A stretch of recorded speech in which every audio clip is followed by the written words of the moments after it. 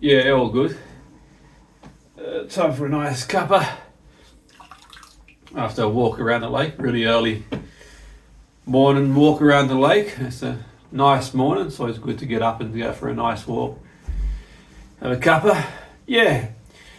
My thoughts are that metacognition techniques can greatly, or potentially greatly, benefit footballers by helping them enhance their decision making, self-awareness, and overall performance on the field. For example, players can use, some examples I can use is just a few examples. So players can use reflective journaling to analyse their performance after matches, and they can identify strengths and areas for improvement. So using that sort of journal and thinking, okay, what are my strengths? Where do I need to improve? Visualization is another powerful technique.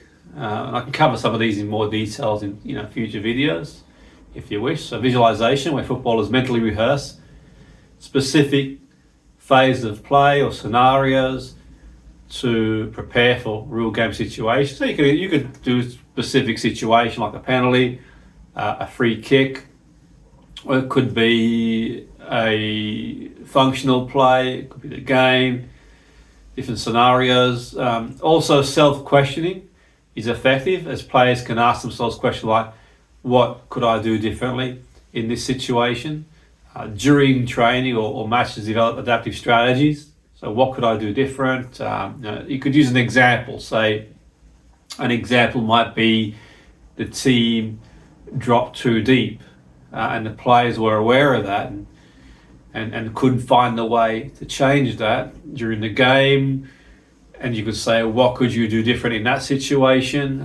It could be, for example, they may have missed a penalty. What could you do different? So you can use questioning techniques. So what could you do differently? Perhaps tactically they didn't sort of execute the plan. What could you do differently? So they're just not exhaustive, just a few things, a few ideas really. And by doing that, what you can do is develop adaptive strategies like using different scenarios.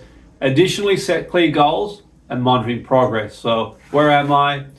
Where do I want to be? That could be an individual goal. It could be a team goal. It could be a points goal for the season. It could be a goal to finish a certain place on the table. It could be individual goals, and then sort of measuring that and monitoring that development over time. So it could be like from an individual perspective as well. They want to improve the performance profiling, which I can discuss in future videos. So by incorporating some of these metacognitive techniques, and these aren't exhaustive, footballers can gain a deep understanding of their own thought process and make more informed decisions during games. So the overall emphasis here is footballers to gain a deep understanding of their own thought process and make more informed decisions during games. If you've, as a coach or player, or use metacognitive strategies for football or even outside football, maybe in education, other sports, feel free to drop a comment, some of the techniques you've used and how you found them, if you found them effective. But this is just a general overview.